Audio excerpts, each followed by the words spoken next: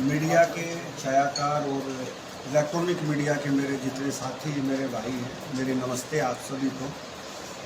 और त्योहारों का टाइम है, छोटी दीपावली है, बड़ी दीपावली है, धनतेरस है और गोवर्धन पूजा का है, छठ पूजा है, कई एक साथ त्यौहार हैं। आप सभी को इन त्योहारों की शुभकामनाएं और भगवान करे आप सभी को इन त्योहारों के माध्यम से जितनी खुशियां मिलनी चाहिए, जो अपेक्षाएं आप लोगों की हैं, उनसे ज़्यादा आपको इस दीपावली पे खुशियां प्राप्त हो। मेरा विषय छोटा सा है, आप लोगों के साथ बातचीत भी करनी थी, इस नाते से भी एक बार आप लोगों के साथ बैठना था। मैं सीधा सा एक बार विषय पे आ जाता हूँ। 2014 में जब माननीय प्रधानमंत्री जी देश के प्रधानमंत्री बने पहली बार, तो उस समय हमने सक्रियता दृष्टि से रखते हुए हमारे अभियान को, सदस्यता अभियान को चलाया था। हम 11 करोड़ प्लस के साथ जो है विश्व की पहली ऐसी पार्टी बने थे जिसके पास सबसे ज़्यादा सदस्य है। उसके बाद 2019 में हमने हमारे सदस्यों को ऐड किया और अभी जो मैं आपके साथ बातचीत करना चाहता हूँ 2024 में हमने पूरे देश में 10 करोड़ प्लस का टारगेट जो है भारतीय जनता पार्टी ने लिया है नए सदस्य बढ़ाने। उसमें से अगर हम हरियाणा प्रांत की बात करें तो करीब करीब आप ये मान के चलें कि हमारे को 2.5 लाख जो है अपने हरियाणा को, इसको जींद को मिलेगा। 50,000 एक विधानसभा के बाटे हमारे आते हैं, तो करीब करीब 50 लाख का टारगेट जो है आप मान के चलें हमारा हरियाणा का जो है इसमें हमें मिला। और अगर हम जींद में आए तो 2.5 लाख का मैंने आपके साथ चर्चा की है, और उसको अगर हम विधानसभा वाइज डिस्ट्रीब्यूट करेंगे तो 50,000 का हमने टारगेट लिया आप लोगों के माध्यम से, क्योंकि आप जो है हमारा चौथा स्तंभ है। और निष्पक्ष पत्रकारिता के लिए मैं आपको बधाई भी देता हूं, जैसा कि चुनाव के समय में आप सभी ने निष्पक्ष पत्रकारिता करते हुए सच को सच, झूठ को झूठ दिखाया। इतना साहस केवल आप जैसे लीडर पत्रकार कर सकते हैं। मुझे बड़ा गर्व है, जींद में बहुत सारे पत्रकार ऐसे भी थे जिन्होंने जो आंकड़ा मैंने दिया था उसी आंकड़े के आसपास जो है उन लोगों ने सहमति दर्शाई। आप सभी को साधुवाद और धन्यवाद आपका। अगर हम सदस्यता अभियान के बारे में थोड़ी सी आगे चर्चा करें, हमने एक राष्ट्रीय कार्य समिति की बैठक हुई इस मामले में, हमारी जो सदस्यता अभियान को लेकर बनी थी हमारी टीम, और उसके बाद हमारी प्रदेश की एक बैठक हुई थी 26 तारीख, जो इस तरीके की सदस्यता अभियान को लेकर जो हमारी टोली थी। उसमें सभी हमारे एमएलए, सभी हमारे मंत्री, सभी हमारे जितने भी बड़े अधिकारी हो सकते हैं सरकार की दृष्टि से और संगठन की दृष्टि से, वो सभी मौजूद थे। उसके बाद प्रत्येक जिले में इस कार्यक्रम को हमने जो है बड़े लेवल पे लेके जाना। 2.5 लाख का हमें टारगेट मिला है जींद में। इसके लिए एक बड़ी बैठक हम 29 तारीख को कल हमारे पार्टी ऑफिस में करने जा रहे हैं, जिसमें हमारे डिप्टी स्पीकर साहब भी मौजूद रहेंगे, माननीय कृष्ण बेदी जी भी मौजूद रहेंगे, और हमारे दोनों विधायक मौजूद रहेंगे, और हमारे भाई योगेश जी भी मौजूद रहेंगे। इस अभियान में जींद की कमान हमारे डॉक्टर ओम प्रकाश पहल जी के पास है। ये सदस्यता अभियान के हमारे प्रमुख हैं जींद की तरफ से। तो ये देखेंगे, इनके साथ हमने सदस्य लगाए। हमारे महामंत्री जी हैं, 5 लोग अन्य भी हैं, डॉक्टर मेरे आदरणीय रामपाल शर्मा जी भी उस टीम में हैं। तो भारतीय जनता पार्टी ने ऐसे व्यक्तियों का जिले में चुनाव किया है जो नए सदस्य, जो पहले ऑलरेडी हैं, उसके अलावा जो है हमने 2.5 लाख का टारगेट लिया है। हमने 5 विधानसभाओं के अनुसार जो है टीमें अपने कार्यकर्ताओं की बढ़ा दी हैं।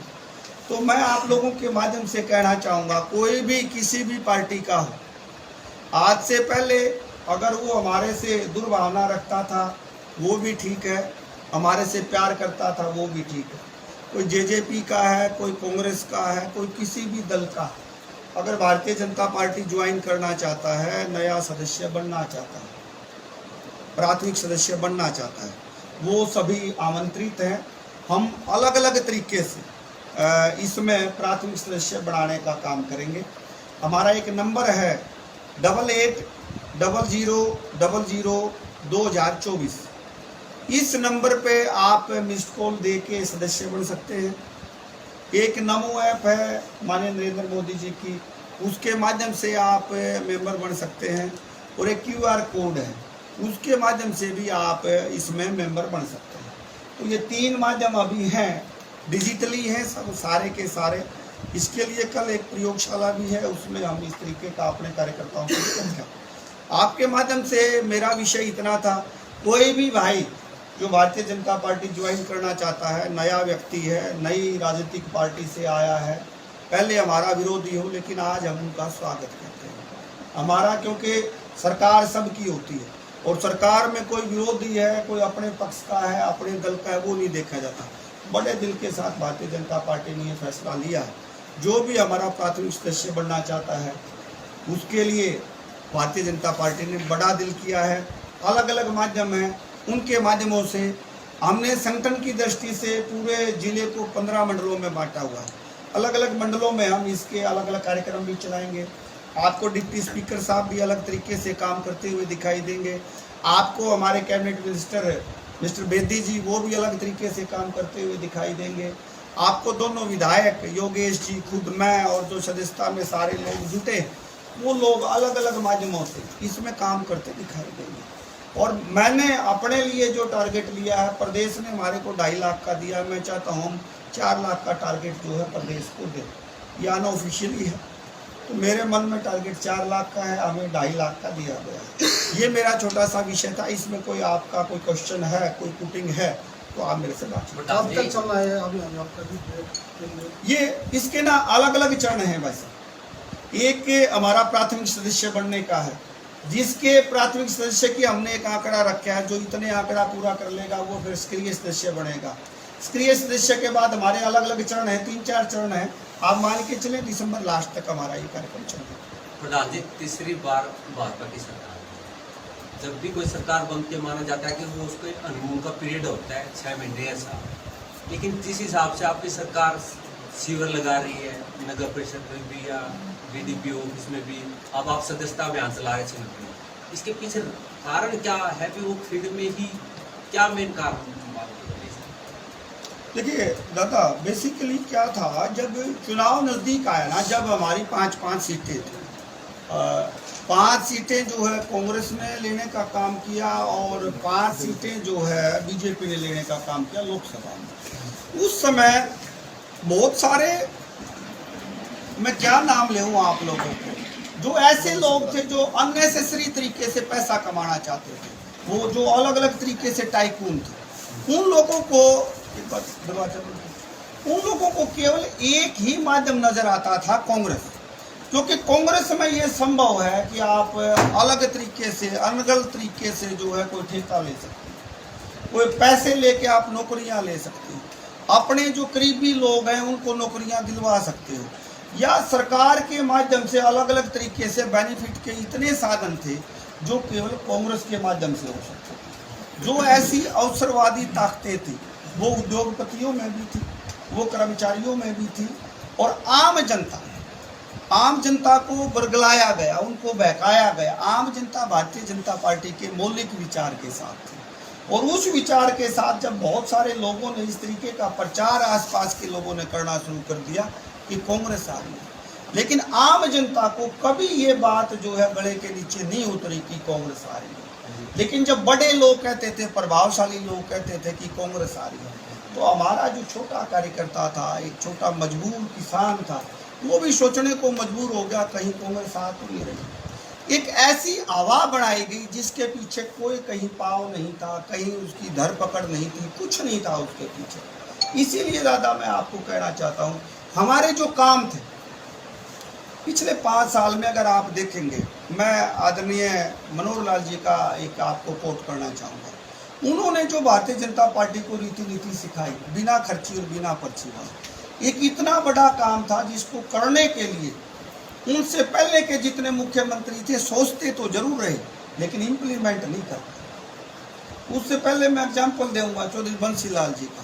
एक उनका बहुत बड़ा फैसला था शराबबंदी का, लेकिन अंत समय में उस फैसले का क्या हाल हुआ और उनका क्या रिजल्ट रहा वो आप सभी के सामने मुझे बताने की जरूरत है। लेकिन माननीय मनोहर लाल जी ने फैसला भी लिया, उसको एग्जीक्यूट भी किया और उसके बाद दोबारा तिबारा सरकार भी बनाई। इसको कहते हैं कि हमने धरातल पे लोगों के बीच में जाके काम करने का काम किया है। और अभी आपको हमारे सभी विधायक, 4 तो हमारे यहाँ विधायक हैं, हमारे मंत्री हैं, डिप्टी स्पीकर साहब हैं, सभी के सभी देखेंगे। आज अभी कृष्ण बेदी जी भी आ रहे हैं 4 बजे, अधिकारियों के साथ बैठक में। हमारा काम करने वाले का कोई हनीमून पीरियड नहीं होता। हम माननीय नरेंद्र मोदी जी के सेवक हैं, उन्हीं के हिसाब से काम करते हैं। उन्होंने कभी ऐसा कुछ नहीं किया, तो हमारे कोई भी साथी इस प्रकार का कोई काम नहीं करने वाला। जनता के बीच में रहने वाले हैं। जनता का जितना दुख दर्द हमारे से दूर होगा हमारे काल में, उतना ज़्यादा से ज़्यादा करने का काम करेंगे। प्रधान जी, आप जिला प्रधान हैं, आपके सानिध्य में ही 4 विधायक बने हैं। जींद जिले को क्या खास सौगात मिल सकती है? आपकी कोई सोच भी होगी, खासकर जिला मुख्यालय में कुछ ऐसा प्रोजेक्ट लाया जाए जिससे यहाँ के युवाओं को रोजगार मिले, कुछ ऐसा है कोई? तो मैं ना एक तो पहले मेरी पीड़ा बताना चाहूँगा, या अनऑफिशियली है। जब मैं जिला प्रधान यहाँ बना ना, बहुत सारे लोगों ने बड़ा मजाक किया, इसके गले में तो जो है ना मरा हुआ सांप डाल दिया गया, 2 महीने के लिए ये प्रधान बना, ये क्या वो करके दिखाता है। देखिए, हुआ सब देव योग से, व्यक्ति का अपना प्रताप और अपनी आबादी होती है। जो व्यक्ति जीते हमारी पूरी पार्टी की मेहनत की वजह से जीते, लेकिन उसके अंदर कहीं ना कहीं हमारे पूरे संगठन का जो जींद का संगठन था, मेरे से लेके जितनी हमारी टीम थी, उन सभी का प्रताप ये रहा। एक तो हमारी आत्मा सीधी थी, मैं आप सभी को कहना चाहूँ।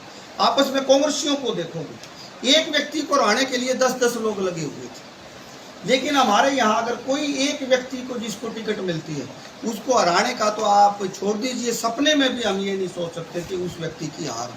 हमारी आत्मा जो है ना, तन और मन और धन उस व्यक्ति के साथ जुड़ जाता है। यही कारण रहा कि भारतीय जनता पार्टी जो है लगातार जो है तीसरी बार सत्ता में आने का काम। और जहाँ तक आप बात कह रहे हैं कुछ प्रोजेक्ट, देखिए मेरे मन में भी कुछ हैं, अभी नोट टू बी डिस्क्लोज।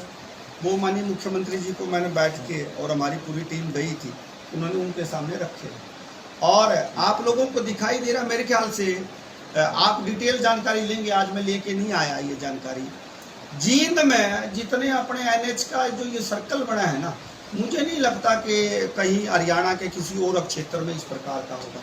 हमारी कनेक्टिविटी आप दिल्ली से देख लें, आप जम्मू से देख लें, जितने हमारे आसपास के रीजन हैं उनसे देख लें। अब कोई व्यक्ति यहाँ एग्रीकल्चर में अपनी कोई यूनिट स्थापित करना चाहता है, किसी प्रकार का कोई बिजनेस सेटअप करना चाहता है। कोई हमारे यहाँ ना बहुत सारे बंधु ऐसे हैं, सैनी साहब बैठे तो उससे मेरे को एक ध्यान आ गया। सैनी समाज बहुत सारा जो है ना फूलों का काम करता है, फूलों से इत्र बनता है। अभी इत्र की हमारे पास मैन्युफैक्चरिंग यूनिट नहीं है। अगर इत्र जल्दी से जल्दी वहाँ पहुँच जाए, कुछ फूल ऐसे हैं जो ना जल्दी मुरझा जाते हैं। हमारा यहाँ अब ये ऐसे हाईवे बन गए, हमारे 1.5 से 2 घंटे में आप दिल्ली में अपने जाके आप जो है ये फूल बेच सकते हो। तो उसके नाते से किसान भाइयों के लिए, उद्योगपति भाइयों के लिए एक इंफ्रास्ट्रक्चर ऐसा तैयार हो गया यहाँ। देखिए, जब भी कोई उद्योग सेटअप होते हैं ना, उनके लिए इंफ्रास्ट्रक्चर आपको बेस्ट चाहिए। आपकी सड़कें बहुत अच्छी हो, आपके जो है बिजली विभाग आपका बहुत अच्छा हो, आपको NOC डिपार्टमेंटों से बहुत जल्दी मिले, आपको सरकार हर माध्यम से कोऑपरेट करती है। आज जींद इस प्रकार का एक हब बन चुका है। मुझे कोई गुरेज नहीं, अगले 5 साल में आज जहां उद्योगों की स्थिति जींद में, सिक्योरिटी के मामले में, हेल्थ के मामले में, एजुकेशन के मामले में, एम्प्लॉयमेंट के मामले में, इंफ्रास्ट्रक्चर के मामले में, आप कहीं भी देख लेना। आज हम 30 हैं तो 5 साल के बाद हम 70 मिलेंगे, ये मैं आपको आश्वासन दूं। तेजेंद्र जी, आपने आंकड़ा दिया कि जींद विधानसभा से आप 50,000 लोगों को जोड़ेंगे। अब की बार आपके विधायक ने बहुत ज़्यादा वोट लिए हैं, अगर उसमें 50,000 और जोड़ दें तो आप विपक्ष के लिए तो खाली मैदान छोड़ दिया आपने, कैसे? देखिए, पत्रकार बंधु, विपक्ष की चिंता आप करें, हमें अपनी चिंता है और हमारा जो आंकड़ा है हम फुलफिल करेंगे। इसमें कुछ साथी ऐसे भी थे जो हमारे अभी तक प्राथमिक सदस्य नहीं थे, उनको भी हम प्राथमिक सदस्य बनाने का काम करेंगे।